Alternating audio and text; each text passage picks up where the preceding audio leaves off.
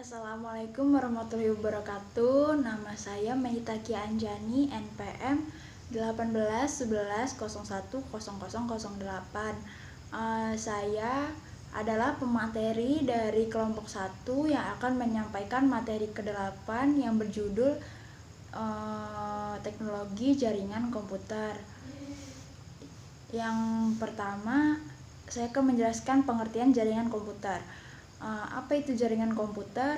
Istilah jaringan komputer itu digunakan untuk mengartikan suatu himpunan interkoneksi sejumlah komputer yang autonomous.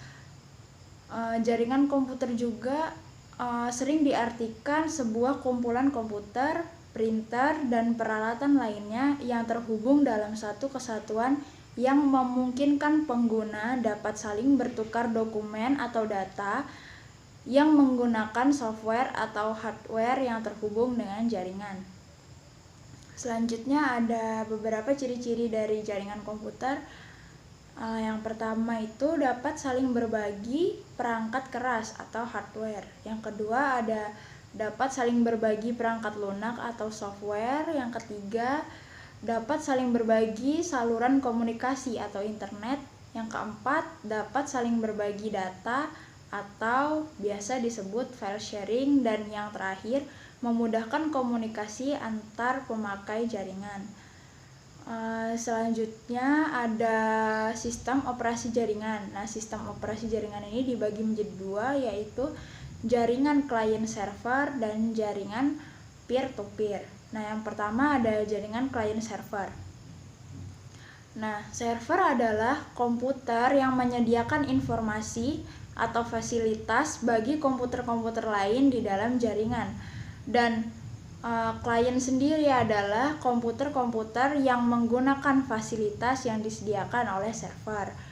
Nah, dari jaringan klien server ini ada beberapa kelebihan dan kekurangan. Nah, yang pertama saya akan menjelaskan kelebihannya terlebih dahulu. Kelebihannya itu 1, kecepatan aksesnya lebih tinggi.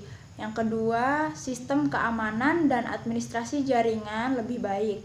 Dan yang ketiga, sistem backup data juga lebih baik. Selanjutnya, ada kekurangan dari jaringan client server ini. Yang pertama, biaya operasionalnya lebih mahal. Yang kedua, diperlukan komputer khusus sebagai server. Yang ketiga, ada kelangsungan jaringan tergantung pada server. Dan yang keempat, bila server mengalami gangguan, maka keseluruhan jaringan akan terganggu. Nah, yang kedua ada jaringan peer-to-peer. Jaringan peer-to-peer ini diistilahkan non-dedicated server karena server tidak berperan sebagai server murni, melainkan sebagai workstation. Nah, di sini ada kelebihannya. Kelebihannya 1, antar komputer dalam jaringan dapat saling pakai atau bertukar pakai fasilitas yang dimilikinya. Contoh ada hard disk, drive, fax, dan printer. Yang kedua ada biaya operasional relatif lebih murah. Yang ketiga ada kelangsungan kerja jaringan tidak bergantung pada satu server. Selain kelebihan, ada juga kekurangan dari peer-to-peer ini. Yang pertama, troubleshooting jaringan relatif lebih sulit. Yang kedua, unjuk kerja lebih rendah dibandingkan client server. Yang ketiga, ada sistem keamanan jaringan ditentukan oleh masing-masing user. Dan yang keempat adalah data jaringan tersebar di masing-masing komputer. Assalamualaikum warahmatullahi wabarakatuh. Perkenalkan, nama saya Aura Sasanabila, MPM 1811010012. Di sini saya akan menjelaskan mengenai historis jaringan komputer. Dimulai pada tahun 1969 ketika Departemen Pertahanan Amerika DARPA memutuskan untuk mengadakan riset bagaimana cara menghubungkan sejumlah komputer sehingga membentuk jaringan organik. Program riset ini dikenal dengan nama ARPANET. Pada tahun 1970, Sudah lebih dari 10 komputer yang berhasil dihubungkan satu sama lain. Pada tahun 1079, Tom, Jim, dan Steve menciptakan newsgroup pertama yang diberi Usenet. Tahun 1981, French Telecom menciptakan gebrakan dengan meluncurkan telepon televisi pertama. Tahun 1882 dibentuk Transmission Control Protocol atau TCP dan IP yang kita kenal semua. Sementara itu, di Eropa muncul jaringan tandingannya yaitu dikenal dengan EUNet yang menyediakan jasa jaringan komputer di negara-negara Belanda, Inggris, Denmark, dan Swedia. Jaringan EUNet menyediakan jasa email dan newsgroup Usenet. Pada tahun 1984 diperkenalkan Domain Name System atau DNS. Tahun 1988, Jarkko Elkkarinenä dari Finlandia menemukan dan sekaligus memperkenalkan IRC. Untuk itu mulailah berkembang teknologi jaringan lokal atau LAN. Ketika mulai diperkenalkan, maka sebagian LAN berdiri sendiri mulai berhubungan dan terbentuklah jaringan besar WAN. Jaringan komputer dalam buku panduan pembelajaran teknologi informasi dan komunikasi mencangkup manfaat serta masalah. Yang pertama, manfaat teknologi jaringan untuk perusahaan atau organisasi, dan yang kedua, manfaat jaringan untuk umum, dan yang ketiga, masalah sosial yaitu macam jaringan komputer. Dalam mempelajari macam-macam jaringan komputer, terdapat dua klasifikasi yang sangat penting, yaitu teknologi transmisi dan jarak. Secara garis besar, terdapat dua jenis teknologi transmisi, yaitu broadcast dan point-to-point. Jaringan broadcast memiliki saluran komunikasi tunggal yang dipakai bersama-sama oleh semua mesin yang ada pada jaringan. Pesan-pesan berukuran kecil disebut paket yang dikirim oleh suatu mesin akan diterima oleh mesin-mesin lainnya. Field alamat pada sebuah paket berisi keterangan tentang kepada siapa paket tersebut ditunjukkan. Saat menerima paket, mesin akan mencetak field alamat. Bila paket tersebut ditunjukkan untuk dirinya, maka mesin akan memproses paket tersebut. Bila paket ditunjukkan untuk mesin lain, mesin tersebut akan mengabaikannya. Yang selanjutnya yaitu jenis point-to-point, terdiri dari beberapa koneksi pasangan individual dari mesin-mesin. Untuk mengirim paket dari sumber ke suatu tujuan, sebuah paket pada jaringan jenis ini mungkin harus melalui satu atau lebih mesin-mesin perantara. Seringkali harus melalui banyak rute yang mungkin berbeda jaraknya. Karena itu, algoritma route memegang peranan penting pada jaringan point-to-point. Pada umumnya, jaringan yang lebih kecil dan terlokalisasi secara geografis cenderung memakai broadcasting, sedangkan jaringan yang lebih besar menggunakan point-to-point. Jaringan seperti ini dapat dibagi menjadi yang pertama yaitu local area network, yang kedua yaitu metropolitan area network, dan yang ketiga yaitu wide area network. Nama Riksa Saputra, NPM 1811010514. Baik, di sini saya akan melanjutkan penjelasan dari materi 8 kelompok 1, yaitu macam-macam jaringan tipologi. Yang pertama, tipologi bus. Pada tipologi bus, kedua ujung jaringan harus diakhiri dengan sebuah terminator. Barrel konektor dapat digunakan untuk memperluasnya. Jaringan hanya terdiri dari satu saluran kabel yang menggunakan kabel BNC. Yang kedua, tipologi bintang. Tipologi bintang merupakan bentuk tipologi jaringan yang berupa konvergensi dari node tengah ke setiap mode atau pengguna. Topologi jaringan bintang termasuk topologi jaringan dengan biaya menengah. Yang ketiga, topologi cincin. Topologi cincin adalah topologi jaringan berbentuk rangkaian titik yang masing-masing terhubung kedua titik lainnya. Sedemikian sehingga membentuk jalur melingkar membentuk cincin. Pada tipologi cincin, komunikasi data dapat terganggu jika suatu titik mengalami gangguan. 4. Tipologi mesh, yaitu tipologi jala atau tipologi mesh adalah suatu bentuk hubungan antara perangkat di mana setiap perangkat terhubung secara langsung ke perangkat lainnya yang ada dalam jaringan. Yang kelima, topologi pohon. Topologi jaringan ini disebut juga topologi jaringan bertingkat. Topologi ini biasanya digunakan untuk berinterkoneksi antar sentral dengan hierarki yang berbeda. Dan yang terakhir adalah tipologi linear. Tipologi ini biasa disebut tipologi linear bus dan termasuk layout umum. Satu kabel utama menghubungkan tiap titik koneksi komputer yang dihubungkan dengan konektor yang disebut dengan T-konektor dan pada ujungnya diakhiri dengan sebuah terminator.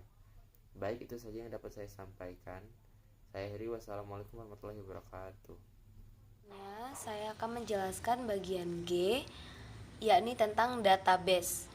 Istilah database dalam konteks Indonesia sering disebut dengan basis data. Adalah kumpulan informasi yang disimpan di dalam komputer secara sistematik sehingga dapat diperiksa menggunakan suatu program komputer untuk memperoleh informasi dari basis data tersebut. Perangkat lunak yang digunakan untuk mengelola dan memanggil query basis data disebut sistem manajemen basis data. Sistem manajemen basis data ini dipelajari dalam sistem informasi. Selanjutnya, konsep dasar dari basis data adalah kumpulan dari catatan-catatan atau potongan dari pengetahuan. Sebuah basis data memiliki penjelasan terstruktur dari jenis fakta yang tersimpan di dalamnya. Penjelasan ini disebut skema. Skema menggambarkan objek yang diwakili suatu basis data dan hubungan di antara objek tersebut. Istilah basis data mengacu pada koleksi dari data-data yang saling berhubungan dan perangkat lunaknya seharusnya mengacu sebagai sistem manajemen basis data. Selanjutnya, 1. Alasan perlunya database. Basis data merupakan salah satu komponen penting dalam sistem informasi karena merupakan dasar dalam menyediakan informasi. Basis data menentukan kualitas informasi, mulai dari akurat, tepat pada waktunya, dan relevan. Informasi dapat dikatakan bernilai bila manfaatnya lebih efektif dibandingkan dengan biaya mendapatkannya. Basis data mengurangi duplikasi data. Dengan mengaplikasikan basis data, hubungan data dapat ditingkatkan. Basis data dapat mengurangi pemborosan tempat simpanan luar. Yang kedua, bahasa basis data. Bahasa basis data terdiri atas Data Definition Language atau yang disingkat dengan DDL. Merujuk pada kumpulan perintah yang dapat digunakan untuk mendefinisikan objek-objek basis data, seperti membuat sebuah tabel basis data atau indeks primer atau sekunder. Selanjutnya, Data Manipulation Language atau DML mengacu pada kumpulan perintah yang dapat digunakan untuk melakukan manipulasi data, seperti penyimpanan data ke suatu tabel, kemudian mengubahnya dan menghapusnya hanya sekedar menampilkannya kembali. 3. Objektif basis data. Secara lebih lengkap, pemanfaatan basis data dilakukan untuk memenuhi sejumlah tujuan seperti berikut. Yang A, kecepatan. Yang B, efisiensi ruang penyimpanan. Yang C, keakuratan. Yang D, ketersediaan. Yang E, kelengkapan. Yang F, keamanan. Dan G, kebersamaan pemakaian. Assalamualaikum warahmatullahi wabarakatuh. Selanjutnya materi yang G, yaitu software basis data.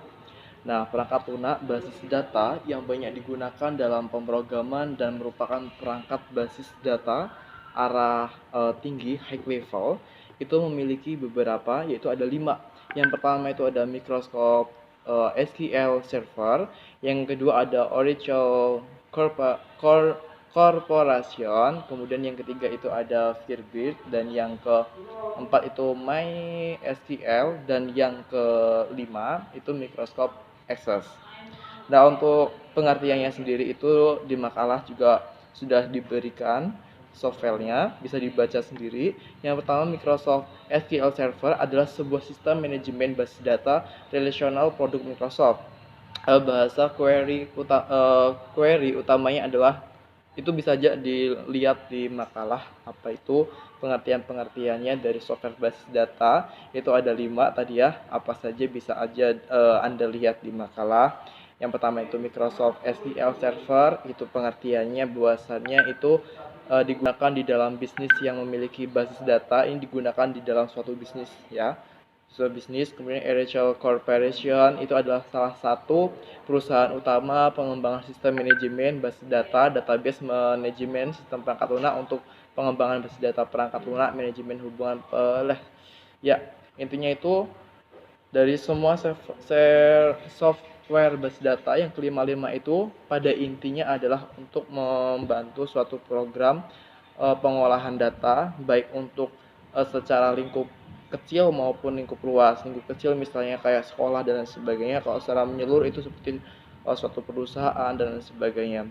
Dari macam-macam software basis data ini bisa kita gunakan sesuai dengan keperluan kita, seperti itu. Cukup sekian, wallahul muwaffiq ila aqwamit thoriq. Wassalamualaikum warahmatullahi wabarakatuh.